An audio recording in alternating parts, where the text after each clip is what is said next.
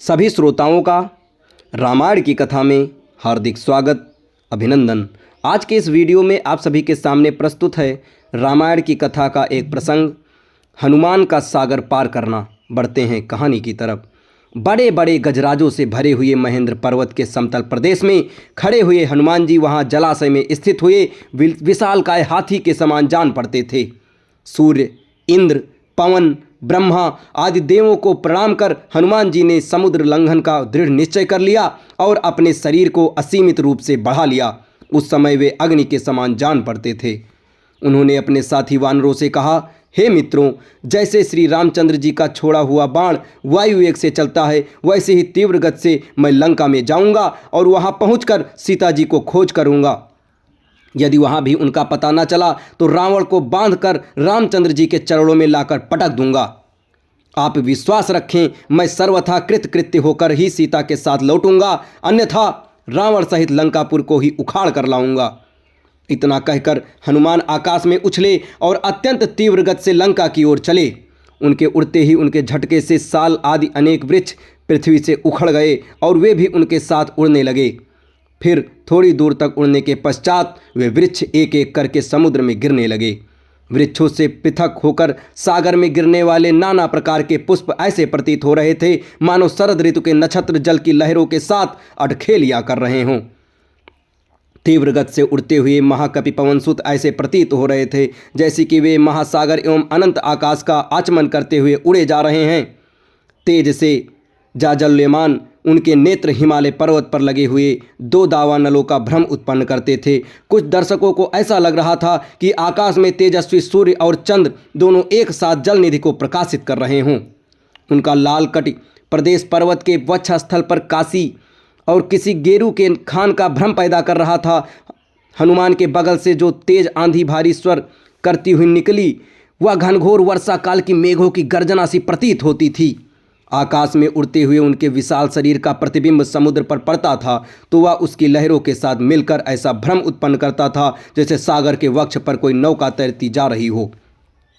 इस प्रकार हनुमान निरंतर आकाश मार्ग से लंका की ओर बढ़े जा रहे थे।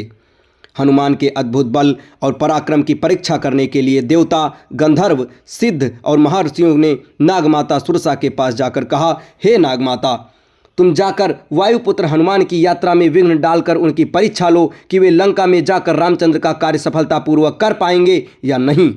ऋषियों के मर्म को समझकर सुरसा विशालकाय राक्षसनी का रूप धारण कर समुद्र के मध्य में जाकर खड़ी हो गई और उसने अपने रूप को अत्यंत विकृत बना लिया। हनुमान को अपने सम्मुख पाकर वह बोली, आज मैं तुम्हें अपना आहार बनाकर अपनी क्षुधा को शांत करूंगी। मैं चाहती हूँ तुम स्वयं मेरे मुख में प्रवेश करो ताकि मुझे तुम्हें खाने के लिए प्रयत्न न करना पड़े। सुरसा के शब्दों को सुनकर हनुमान बोले, तुम्हारी इच्छा पूरी करने में कोई आपत्ति नहीं है, किंतु इस समय मैं अयोध्या के राजकुमार रामचंद्र के कार्य से जा रहा हूँ। उनकी पत्नी को रावण चुरा कर ले गया है। मैं उनकी खोज करने के लिए जा रहा हूँ। तुम भी राम के राज्य में रहती हो, इसलिए इस कार्य में मेरी सहायता करना तुम्हारा कर्तव्य है। लंका से मैं जब अपना कार्य सिद्ध करके लौटूंगा तब अवश्य तुम्हारे मुख में प्रवेश करूंगा, या मैं तुम्हें वचन देता हूं। हनुमान की प्रतिज्ञा पर ध्यान न देते हुए सुरसा बोली, जब तक तुम मेरे मुख में प्रवेश ना करोगे मैं तुम्हारे मार्ग से नहीं हटूंगी। ये सुनकर हनुमान बोले, अच्छा, तुम अपने मुख को अधिक से अधिक खोलकर मुझे निगल लो, मैं तुम्हारे मुख में प्रवेश करने को तैयार हूं। ये कहकर महाबली हनुमान ने योग शक्ति से अपने शरीर का आकार बढ़ाकर 40 कोस कर लिया। सुरसा भी अपूर्व शक्तियों से संपन्न थी। उसने तत्काल अपना मुख 80 कोस तक फैला लिया। हनुमान ने अपना शरीर एक अंगूठी के समान छोटा कर लिया और तत्काल उसके मुख में घुसकर बाहर निकल आए। फिर बोले, अच्छा सुरसा, तुम्हारी इच्छा पूरी हुई, अब मैं जाता हूँ, प्रणाम। इतना कहकर हनुमान आकाश में उड़ गए। पवनसुत थोड़ी ही दूर गए थे कि सिंहिका नामक राक्षसनी की उन पर दृष्टि पड़ी। वह हनुमान को खाने के लिए लालायित हो उठी। वह छाया ग्रहण विद्या में पारंगत थी। जिस किसी प्राणी की छाया पकड़ लेती थी वह उसके बंधन में बंध जाता था।